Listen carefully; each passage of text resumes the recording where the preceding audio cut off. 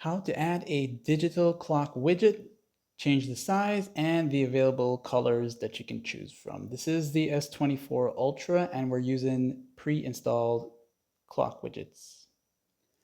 When you're ready to add your digital clock, basically go ahead and long press a blank area in your home screen like this here. You'll see the widgets option show down there to the bottom.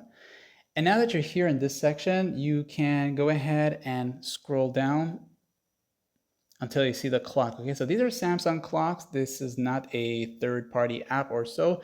Once you go here now, you'll see these different styles, okay? You got the digital one here. You'll tap on it once and press add. When you do this, it's going to randomly appear on anywhere on your home screen or perhaps go over to another home screen page.